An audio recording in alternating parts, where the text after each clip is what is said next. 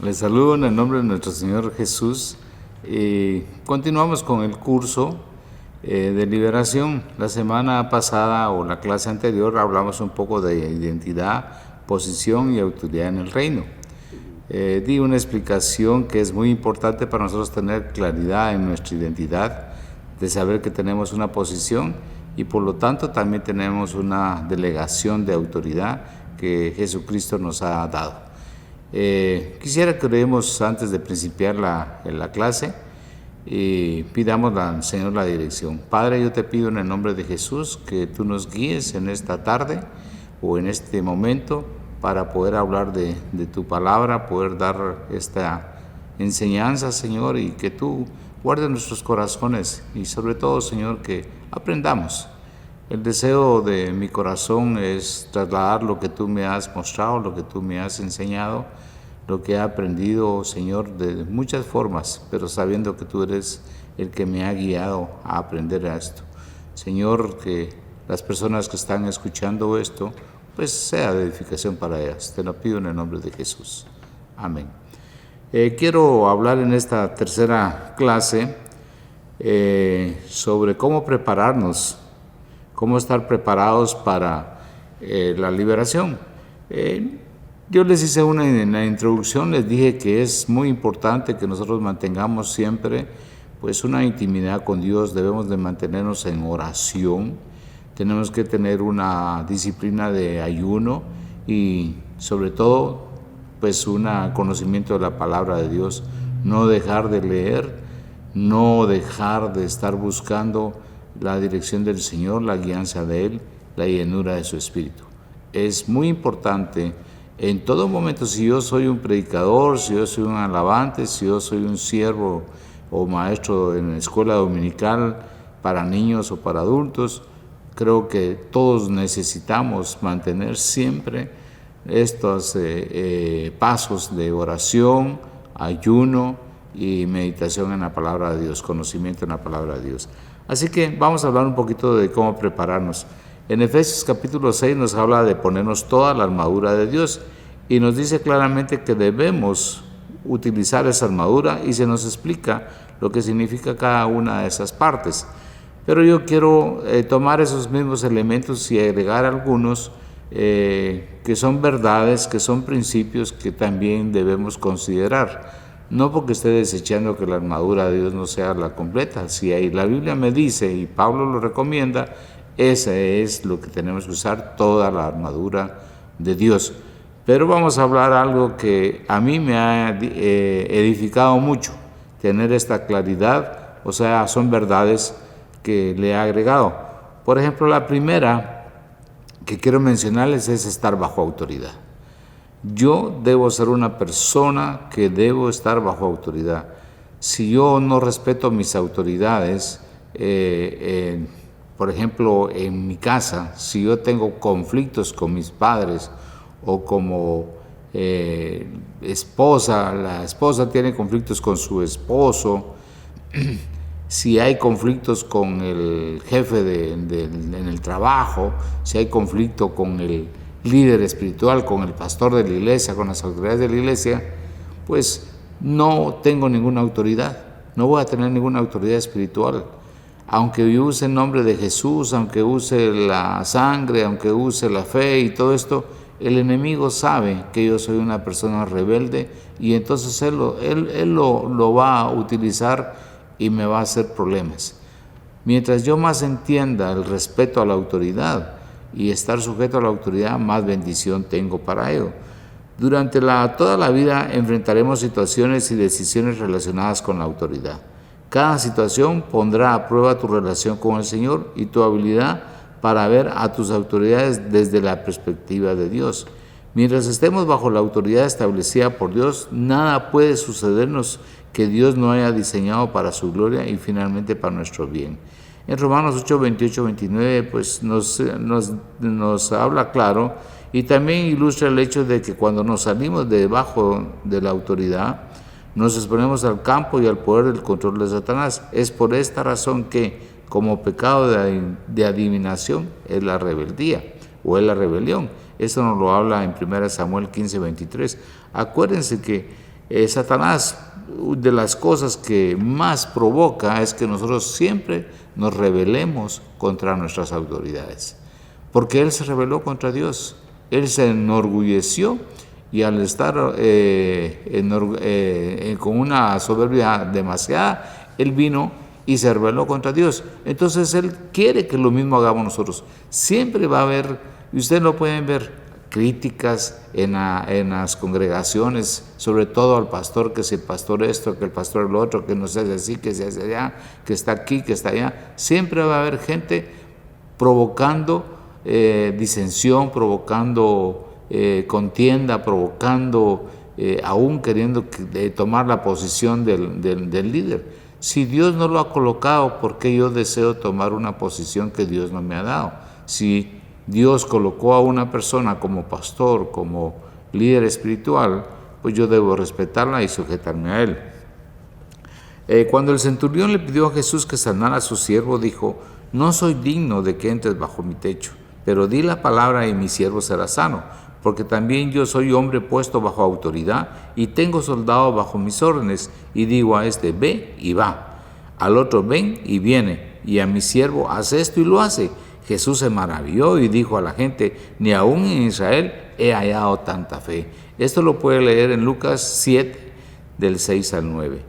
¿Por qué el centurión tenía más fe que cualquiera en Israel? Él mismo vivía bajo una estructura de autoridad y percibía que el reino de Dios operaba en la misma forma, de modo que él creía que una orden dada por Jesús sería tan eficaz como una visita personal. Este hombre, pues él entendía lo que es estar bajo autoridad. Él sabía que si él le decía, o lo que era tener autoridad, que si él podía dar una orden a alguien y esa gente cumplía, sabía que Jesús, que era alguien que estaba bajo autoridad y que tenía, por lo tanto tenía autoridad, también podía venir y dar una palabra de mandato, ¿verdad? ¿Por qué el centurión tenía más fe que cualquier Israel? Pues sencillamente porque vivía bajo una estructura de autoridad. Ahora, se da cuenta lo importante de la autoridad y tanto que podemos nosotros hablar, pero es muy importante. Imagínese que usted quiere orar por liberación y usted odia a su papá y tiene conflicto con su papá. Satanás lo va a saber, los demonios lo van a saber, lo saben. Y entonces no le van a hacer caso a usted, van a decir: ¿cómo quieres que yo te haga caso si tú tienes problema con tu padre? O a las hermanas le puede decir, o a las mujeres le puede decir: tú tienes problema con tu marido, ¿verdad? Porque es un pecado. Lo mismo si hay otro tipo de pecado, Satanás lo va a saber. Entonces, para nosotros, mire, Jesús dio una enseñanza, dijo: aprended de mí que soy manso y humilde de corazón. Creo que en nosotros tiene que haber una humildad, tiene que haber ese entendimiento, y la humildad la vemos cuando yo me sujeto también a la persona que está en autoridad sobre mí, que está en autoridad. Yo pienso de que uno puede decir: ay, pero si la autoridad está en pecado, que la autoridad no es buena, que esto y lo otro. Mire, si usted no le parece esa autoridad y cree que está en pecado, pues no crea conflicto, porque el conflicto se lo va a crear usted. El conflicto va a hacerlo usted, va a ser usted, y va a crear mucha confusión. Mejor muévase a otro lado, váyase a donde usted se sienta mejor, o donde usted, pues, pero no destruya, no divida las iglesias, no divida a su familia, no destruya su matrimonio, no. Piense y medite. Bien, otro punto importante que quiero hablarles es, el punto número 2 es el bautismo en agua. Mateo 3, 13 al 17 y 4, 1, pues nos da bastante referencia de ello. Dice: este paso yo no lo había tomado en cuenta sinceramente en mi estudio, pero me di cuenta que por alguna razón pues está ahí. Ni me preocupaba en mencionarlo, pero llegó el momento en que el Espíritu Santo me hizo pensar y meditar que si Jesús fue bautizado en agua antes de ser llevado por el Espíritu al desierto para ser tentado por el diablo, también nosotros tenemos que estar bautizados. Usted sabe que el estar bautizado en agua lo que hace es que me estoy yo declarando que creo en Jesús, que soy una persona nacida de nuevo, que obedezco el mandamiento del bautismo. Claro que nosotros estamos claros de que el bautismo debe ser por inmersión. El bautismo en agua tiene que ser por inmersión. Entonces, es importante que usted esté bautizado. Usted me puede decir, mire, yo no estoy bautizado y he orado por muchas personas y ha pasado esto y lo otro. Pues sí, yo creo que Dios en su misericordia, no por usted, sino por la otra persona, Dios puede hacerlo. Pero yo le estoy hablando de las cosas que son muy importantes, que mientras nosotros más reunamos todo esto, vamos a darnos cuenta de lo necesario, de lo valioso que es obedecer a la palabra de Dios. Entonces, el tercer punto es ser lleno del Espíritu Santo. Mateo 12:28 nos lo dice. Podemos leer Isaías 61, 1, 2, donde dice: el Espíritu de Jehová, el Señor está sobre mí, porque me ungió Jehová. Me ha enviado a predicar buenas nuevas a los abatidos, a vendar a los quebrantados de corazón, a publicar libertad a los cautivos, a los presos, apertura de la cárcel, a proclamar el año de la buena voluntad de Jehová. Yo no solo debo estar conforme de ser sellado con el Espíritu de Dios, sino que debo estar lleno del Espíritu Santo, debo rebalsar, debo diariamente buscar esa llenura, diariamente buscar esa intimidad con el Espíritu de Dios. En esta escritura profética vemos que el ministerio de Cristo es atribuido a la obra del Espíritu Santo. Jesús fue enviado a publicar libertad a los cautivos y a los presos, a apertura de la cárcel. Así como con el Israel cautivo de antaño, la gente todavía cae en esclavitud al sistema del mundo. Son cautivados por pensamientos mundanos, esclavizados por malos hábitos y aprisionados por relaciones impías. Jesús es el gran libertador para todos aquellos que claman a Él y de ahí en adelante se alimentan con su palabra inspirada. Conoceréis la verdad y la verdad os hará libres. Así que si el Hijo libertare, seréis verdaderamente libres. Eso nos lo dice en Juan 8, 32 y 36. Nosotros también somos enviados a ministrar como me envió el Padre, así también yo os envío, dice Juan 20, 21. La importancia de la llenura del Espíritu Santo. Dice: y recibiréis poder cuando haya venido el Espíritu sobre vosotros y me seréis testigos, dice. El Señor nos habla de ser llenos.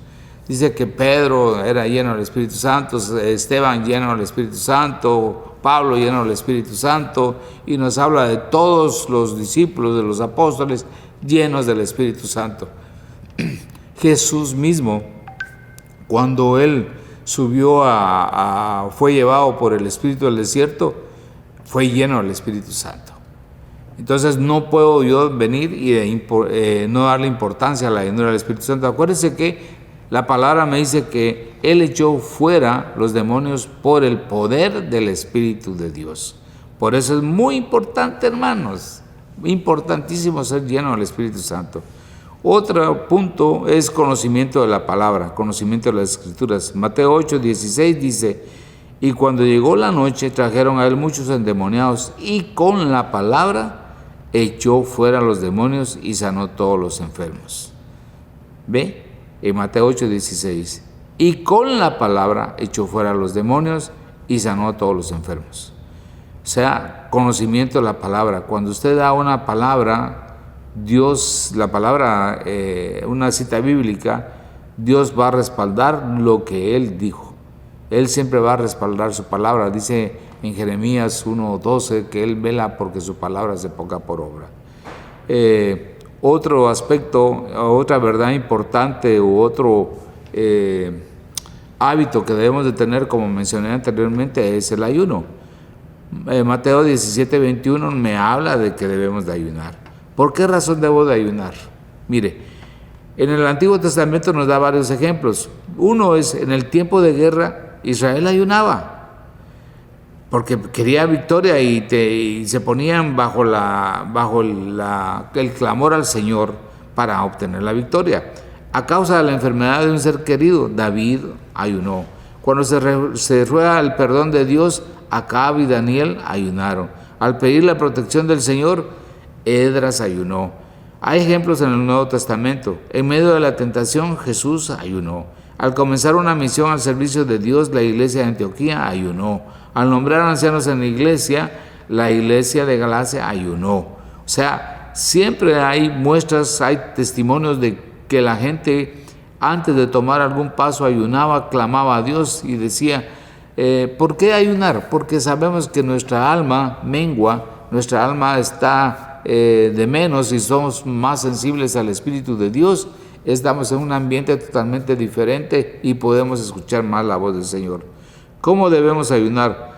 No para ser vistos públicamente y ser glorificados por los hombres. Eso nos lo dice en Mateo 6, 16 al 18. También no como tradición o ritual, sino en ocasiones apropiadas. Marcos 9, 14 al 17. No es porque yo debo ayunar ritualmente, no. Yo ayuno por un objetivo claro. Debo saber por qué debo de ayunar. Voy a ayunar, Señor, porque necesito de ti. Necesito escuchar tu voz. Voy a ayunar por esta persona, Señor, intercediendo y clamándote que venga libertad. Que, Señor, que tú te manifiestes en esta persona. Está buscando objetivos, está buscando una razón por qué ayunar. Con verdadero arrepentimiento y obediencia, el ayuno y la oración son útil. El ayuno y la oración es inútil si no estamos siendo fieles a los mandamientos de Dios. Isaías 58, 3 al 9. ¿De qué me sirve a mí tenerlo como un ritual ayunar si yo no soy una persona fiel a los mandamientos de Dios? Acuérdense que el Señor dice que si nosotros le amamos, guardamos sus mandamientos, y entonces Él rogará al Padre y enviará al Espíritu Santo a nosotros. También enviará al Consolador, ¿verdad? Teniendo en cuenta que la función del ayuno es humillarnos y afligir el alma frente a Dios para recibir una respuesta favorable a nuestra petición de gran importancia. Entonces el ayuno. Ahora miremos la oración. Es el sexto punto que les quiero hablar. En Mateo 17, 21 podemos leerlo. Dice, los guerreros de oración son los seres más temibles y poderosos, cazadores de demonios y transformadores del mundo en esta tierra. En verdad, ellos actúan como hijos de Dios. Si ellos miraran una bola de cristal, esta explotaría. Ellos encuentran predicciones astrológicas y las reprenden. Nunca especulan acerca del futuro porque están demasiado ocupados creándolo a través de su fe en Dios. Los guerreros de oración están posicionados por Dios para permanecer en fe por sus familias. O sea, somos guerreros de oración. Nada que ver con bolas de cristal, nada que ver con las situaciones espirituales que hay fuera de brujería, o sea, lo que son brujerías, lo que son hechicerías. No, nosotros tenemos que orar, permanecer en oración. Lucas 21, 36 nos dice, velad pues en todo tiempo orando, que seáis tenidos por dignos de escapar de todas estas cosas que vendrán y de estar en pie delante del Hijo del Hombre. Cada vez que la Biblia menciona algo acerca de estar delante de Dios, está hablando de una posición de ungida autoridad y puesta en marcha. Elías estuvo delante de Dios como lo hizo Gabriel. Habla de alguien que está delante de Dios como un asistente al Todopoderoso. Cuando ellos decretan la palabra de Dios, esta acontece. Jesús dijo, para Dios todo es posible. Eso está en Mateo 19, 26. Bajo ese estandarte oramos y le creemos a Dios. El Espíritu Santo vive para hacer intercesión. Todo lo que necesitamos hacer es abrir nuestro corazón a Él y la oración surgirá. Otro punto, el séptimo, le toco el séptimo punto, que es la fe. Mateo 17, 20. Efesios 6, 16 dice, sobre todo tomad el escudo de la fe para apagar los dardos del maligno. La fe es un arma de defensa, de protección para el creyente, y es un requerimiento para que todos los que son cristianos. Hay versos bíblicos que sin duda nos motivan a tener fe. Sin fe es imposible agradar a Dios. Es pues la certeza de lo que se espera, la convicción de lo que no se ve, está en Hebreos 11:1. Un poco de fe mueve montañas, Mateo 17:20. Ejemplo de vencedores de la fe está en Hebreos 11. Hermanos, estos puntos que les acabo de tocar, mire, le toqué el bautismo en agua. Primero, estar bajo autoridad. El bautismo en agua, les hablé de llenura del Espíritu Santo, de oración, de fe y de ayuno, ¿verdad? Oración, ayuno y fe. Estos 7 puntos que hemos hablado es bien importante. Si usted se da cuenta, Jesús llevó estos puntos muy claros cuando la palabra de Dios, cuando Él vino y se enfrentó a Satanás. Jesús era un hombre bajo autoridad. Jesús dice, yo hago todo lo que el Padre me dice, todo lo que veo hacer al Padre.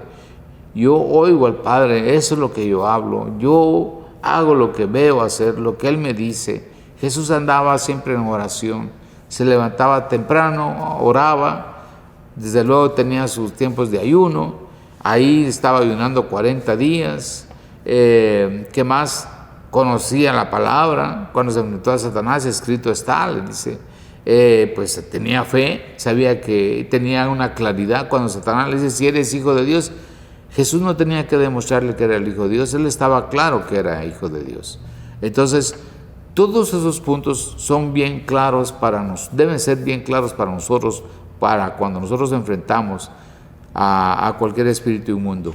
Estar bajo autoridad, conocer la palabra, ser bautizados en agua, bautizados en el Espíritu Santo, ser personas de oración y ayuno y tener fe. Porque si usted no tiene fe, no cree que está lleno del Espíritu Santo, no cree que la palabra de Dios responde, no cree que la oración y el ayuno son elementos necesarios en nuestra vida, no cree en la palabra cuando usted dice, entonces no tiene fe, no va a funcionar. Así que es importante para nosotros esos 7 puntos. Ahora les menciono otro, la sangre de Cristo. Apocalipsis 12:11 nos dice que nosotros le hemos vencido por la sangre y la palabra del testimonio. La sangre de Cristo nos limpia de todo pecado. 1 Juan 1:7. La fe en su sangre, que tiene poder para limpiarnos de todo pecado, es la puerta a la salvación eterna de nuestras almas. La sangre de Cristo clama y es nuestra vestidura. Clama estando sobre nosotros, por la cual somos reconocidos por el Padre como sus hijos. Al mismo tiempo, por esta vestidura somos reconocidos por el enemigo como discípulos de Cristo, los cuales invocamos el poder expiatorio de la sangre del pacto eterno. La sangre de Cristo, que nos santifica y guarda bajo la autoridad de Dios, Padre omnipotente, como sellados para las bodas del Cordero. Mire, la sangre de Cristo, para darles un testimonio, una vez íbamos con mi esposa y de repente un hombre vino, y nosotros pudimos detectar que era una persona que venía con malas intenciones y que venía un poquito fuera de lo normal, venía como desquiciado. Entonces nosotros lo que hicimos fue nos pusimos a orar y a clamar la sangre de Cristo. Señor, protégenos, sabemos que tu sangre es poderosa, sabemos que tú nos has guardado con tu sangre, nos has lavado y limpiado. Y ahí íbamos orando en esa línea, cuando de repente el hombre dijo, se cambió de acera y dijo, no clamen la sangre de Cristo porque me quema, no clamen la sangre de Cristo porque me quema. O sea, la sangre de Cristo, si usted conoce la función del ácido sulfúrico, el ácido sulfúrico cuando cae sobre una superficie, quema, hace un hoyo, porque es un ácido muy fuerte. Entonces, la sangre de Cristo, cuando cae sobre el pecado, deshace el pecado. Pero como Satanás es la esencia del pecado, cuando la sangre de Cristo cayera una gota sobre él, lo que hace es quemarlo más. Desde luego que nunca lo va a limpiar a él, pero sí es para darle una ilustración del poder de la sangre de Cristo. Si la sangre de Cristo nos lavó a nosotros nuestros pecados y por medio de la sangre de Cristo nosotros podemos ir al Padre, imagínense qué valor tan tremendo tiene la sangre de Cristo. Qué arma tan poderosa es clamar la sangre de Cristo. Qué importante es saber que usted ha sido limpiado con la sangre de Cristo y que usted no puede menospreciar esa sangre. No puede venir y estar bien hoy y mañana pecar y después pedir perdón y volver a pecar y pedir... No. Usted fue lavado y limpiado con la sangre de Cristo y no regrese para atrás, camine para adelante. Otro punto es el 9, el nombre de Jesús. Marcos 16:17 dice, y estas señales seguirán a los que creen. En mi nombre echarán fuera demonios y hablarán nuevas lenguas. Hechos 16:18 dice, y todo lo que hacían por muchos días, más desagradando a Pablo, este se volvió y dijo al Espíritu, te mando en el nombre de Jesucristo que salgas de ella, y salió aquella misma hora. Se da cuenta, en el nombre de Jesús, ay hermanos, eso tiene que ser. Jesús dijo, en mi nombre echarán fuera demonios, ¿verdad? En mi nombre pondrán las manos en los enfermos y sanarán, en mi nombre hablarán nuevas lenguas. Por el poder que opera en este nombre, cuando Pedro y Pablo oraron por aquel hombre que estaba en la puerta de la Hermosa y le dijeron que se levantara y dijo, por el poder del Espíritu el poder del nombre que opera, por el poder que opera en ese nombre, en el nombre de Jesús, el hombre fue sano. Entonces el poder que hay en el nombre de Jesús lo sabemos. Yo digo, cuando nosotros mencionamos en el nombre de Jesús, en el ambiente espiritual debe de haber una como onda que debe de expandirse y que cualquier demonio, cualquier espíritu inmundo que ande alrededor le ha de golpear y ha de decir, ¿qué pasó por aquí? ¿Qué sucedió? Es porque usted está mencionando el nombre de Jesús. Ahora, si hay una persona ahí enfrente y está totalmente influenciado por un espíritu inmundo, cuando usted dice en el nombre de Jesús, Satanás obedece. Mire, ¿sabe que nosotros somos los que no obedecemos al nombre de Jesús? Cuando hay uno le dice, mira, en el nombre de Jesús perdónalo, ve y pides perdón, en el nombre de Jesús retribuye lo que tú has robado, en el nombre de Jesús cambia tu vida, y la persona dice, no lo hace. ¿Por qué? Porque la persona no quiere hacerlo, pero usted, cuando le dice a Satanás, en el nombre de Jesús te vas fuera, Satanás obedece más al nombre de Jesús aún que la persona misma. Mírelo, piénselo. ¿Cuántas veces usted le puede decir a una persona, mira, tienes que perdonar, acuérdate que Jesús nos perdonó, en el nombre de Jesús ve y perdónalo? Y ella dice, no, yo no perdono a esa persona, lo que me hizo es imposible de perdonar. No, mientras usted no perdona, Satanás lo va a ayudar a que no perdone y le va a arruinar más su vida. El 10º punto sería la alabanza.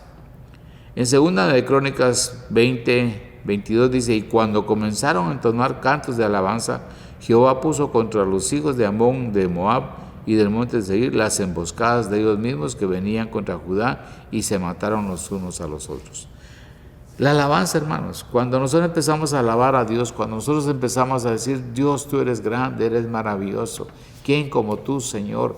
Dios único, tú eres mi defensor, mi ayudador, tú eres omnipotente, tú eres el creador del cielo, de la tierra, de los mares y de todo lo que habita. Señor, tú eres el único Dios, el Dios de Abraham, de Isaac, de Jacob. Y usted empieza a dar esa alabanza y ese cántico, y todavía le pone música a todo eso, pues definitivamente en los cielos, en todos lados, tiene que impactar. Y el enemigo se confunde porque se ha de enojar, se ha de poner, de saber cómo, pero cuando uno está concentrado dando la alabanza a Dios, el ámbito espiritual tiene que aclararse. Todas las tinieblas se van, la gente que está poseída, ellos mismos se confunden, como pasó en esta batalla que tenía el pueblo de Israel contra los hijos de Amón y de Moab, que ellos se confundieron y entre ellos se mataron. Si usted puede leer el Salmo 149:1, lo vamos a leer. Mire lo que dice, cantad a Jehová cántico nuevo, su alabanza sea en la congregación de los santos. Alegres Israel en su hacedor, los hijos de Sión se gocen en su rey. Alaben su nombre con danza, con pandero y arpa a él canten. Porque Jehová tiene contentamiento en su pueblo, hermoseará a los humildes con la salvación. Regocíjese los santos por su gloria y canten aún sobre sus camas.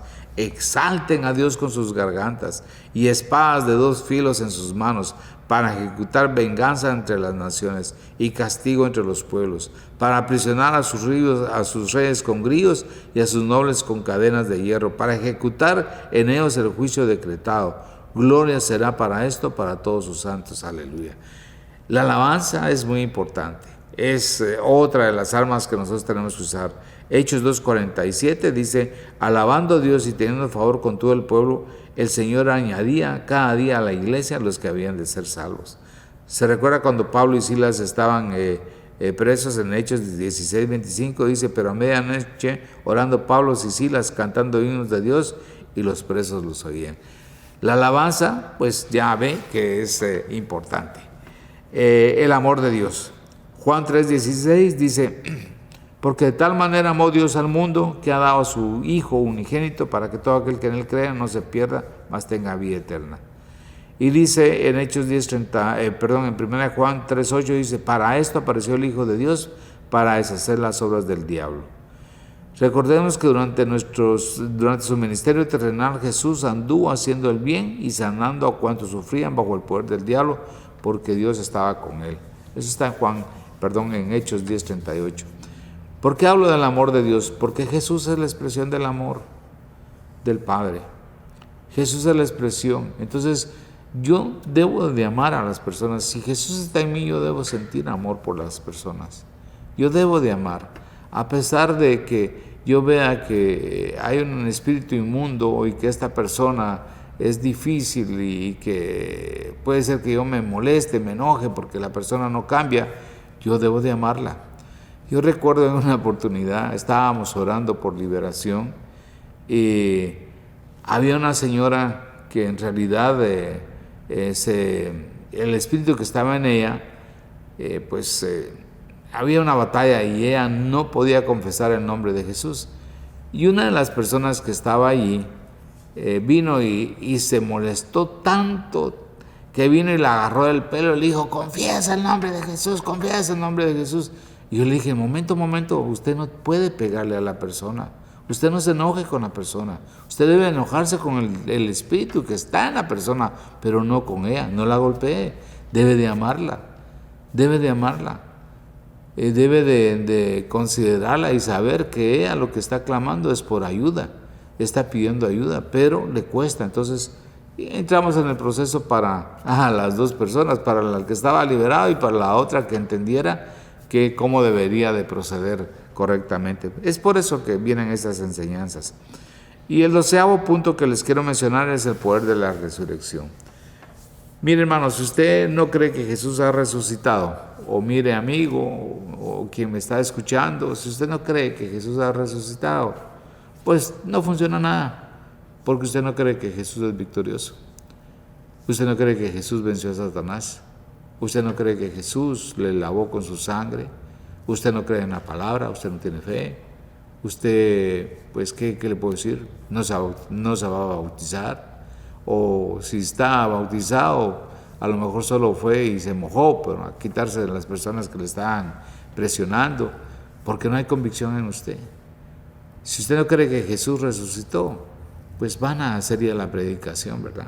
Marcos 16, del 9 al 18, mire lo que dice. Habiendo pues resucitado Jesús por la mañana, el primer día de la semana apareció primeramente a María Magdalena, de quien había echado 7 demonios. Yendo ella, lo hizo saber a los que habían estado con él, que estaban tristes y llorando. Ellos pues, cuando oyeron que vivía y que había sido visto por ella, no lo creyeron. Pero después apareció en otra forma a 2 de ellos que iban de camino yendo al campo. Ellos fueron y le hicieron saber a los otros, y ni aún ellos creyeron. Finalmente se apareció a los 11 mismos, estando ellos sentados a la mesa, y les reprochó su incredulidad y dureza de corazón, porque no habían creído a los que le habían visto resucitado. Y les dijo: id por todo el mundo, predicar el evangelio a toda criatura. El que creyere y fuere bautizado será salvo, mas el que no creyere será condenado. Y estas señales seguirán a los que creen. En mi nombre echarán fuera demonios, hablarán nuevas lenguas, tomarán en las manos serpientes, y si bebieren cosas mortíferas no les hará daño. Sobre los enfermos pondrán sus manos y sanarán. ¿Se da cuenta? María Magdalena fue y les dijo: el Señor resucitó, Jesús resucitó. Se le apareció a los otros y los otros fueron y les volvieron a decir: Jesús resucitó, y no creyeron, ni a María Magdalena ni a los otros 2 discípulos. Y entonces Jesús se les apareció a ellos y les dijo que tenían un corazón duro y que eran incrédulos. Entonces después nos hace este énfasis, dice: y todos aquellos los que creen, que creen que Él resucitó. Todos los que creemos que Jesús vive y que está sentado a la diestra de Dios Padre, sobre todo principado, sobre toda potestad, sobre todo nombre que se nombra en este siglo y en el venidero, y que nosotros estamos juntamente con Cristo sentados en lugares celestiales. Entonces, si yo no creo nada de eso, pues, ¿en qué creo? No voy a tener nunca victorias sobre Satanás, y aún mi vida personal no va a ser una vida triunfante. Hay un nombre que me gusta en algunas iglesias que se llaman los triunfantes de Jesucristo. Pues nosotros somos triunfantes, porque Él nos ha dado la victoria. Él nos ha dado la victoria. Entonces nosotros tenemos poder sobre el enemigo. Podemos nosotros echar fuera a los demonios. sabiendo que el poder de su sangre, el poder de la palabra, el poder del Espíritu Santo, la oración, el ayuno, la fe, ¿qué más? El amor de Dios, el poder de la resurrección. Sabemos que todo, la alabanza, sabemos que todo esto es muy importante. ¿Acaso no lo practica usted diariamente? ¿Acaso cuando usted va a la iglesia no alaba y adora al Señor, no expresa en momentos: grande eres, Señor, Dios omnipotente, Dios poderoso, Dios victorioso, grande, grande, grande eres, Señor, tu misericordia es hasta los cielos, Señor, grande es tu amor? No expresa esas alabanzas: ¿quién como tú, oh Dios? Y empieza usted también a decir: tú eres mi escudo, mi fortaleza, tú eres mi Señor. Señor, gracias te doy porque me has rescatado de las tinieblas, porque ahora soy tu hijo, porque tú vives en mí. Gracias, Señor. Esa debe ser nuestras alabanzas. Tú eres victorioso. ¿Quién te puede vencer a ti, Señor? Si tú estás conmigo, ¿quién contra mí, Señor? Tu sangre preciosa nos ha lavado, nos ha limpiado. Todo ese tipo de alabanza debe estar siempre en nosotros, no solo en la congregación, sino que en su casa, cuando usted se mete a orar, cuando usted medita en la palabra de Dios, cuando usted ayuna, cuando usted está en ese momento ayunando, trate de expresarle, dígale lo grande que Él es el Señor, dígale: tú eres mi buen pastor, nada me falta, tú eres mi sanador, tú eres mi paz, tú eres, ¿qué más? Quien pelea por mí. Usted puede decir: Jehová Nisi, quien pelea por mí, Jehová Shalom, mi paz, Jehová Roim, mi pastor, Jehová Rafa, mi sanador. Todo eso, ¿cómo no lo va a decir uno? Señor, tú me sanaste, tú me liberaste, tú, ¿qué más? Me has justificado, me has redimido. Señor, ¿cómo no te voy a alabar? Entonces, yo quiero que usted vea todo lo precioso que es y decir: en el nombre de Jesús, en el nombre de Jesús. Yo sé que en tu nombre, Señor, yo avanzo. En tu nombre, Señor, quito obstáculos. En tu nombre derribo fortalezas. Juntamente con Cristo voy caminando. Juntamente con Él vamos derribando fortalezas, rompiendo cerrojos en el nombre de Jesús, en el nombre de Jesús. Y esa debe ser su oración. Cuando nosotros oramos por alguien, decirle: en el nombre de Jesús, por el poder que opera en el nombre de Jesús, por el poder del Espíritu Santo, por los méritos de la sangre, yo te ordeno, espíritu inmundo, que sueltes a esta persona en este momento. Deja de estorbar su caminar. Deja de estorbar su caminar. Libera totalmente su mente. Lo podemos decir y hágalo. Yo en este momento digo: en el nombre de Jesús, en el nombre de Jesús, por el poder del Espíritu y por los méritos de la sangre de Cristo, yo te ordeno, espíritu inmundo, que sueltes la mente de esta persona que está en depresión, de esta persona que se siente triste, que se siente con angustias y se siente deprimida, que siente soledad. En el nombre de Jesús, yo te echo fuera y te ordeno que sueltes a esa persona en este momento. Te lo ordeno en el nombre de Jesús. Te ordeno que sueltes sus finanzas. Te ordeno que sueltes a su esposo o a su cónyuge, a su esposa, que la dejes en paz en el nombre de Jesús. Deja a sus hijos en el nombre de Jesús.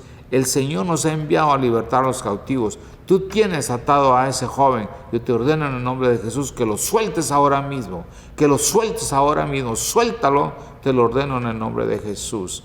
Por el poder de su Espíritu, yo hablo esa palabra de liberación para estas personas en el nombre poderoso de Jesús de Nazaret. Amén. Yo le invito a que la próxima clase la pueda ver. Estaremos ampliando un poco más sobre todos estos temas importantes.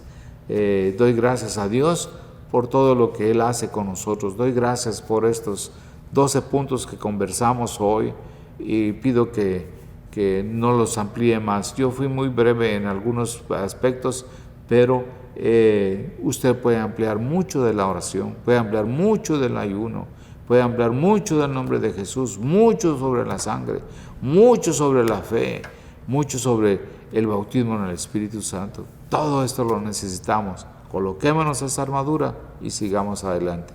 Nos vemos en el próximo curso, en la próxima plática. Hasta pronto.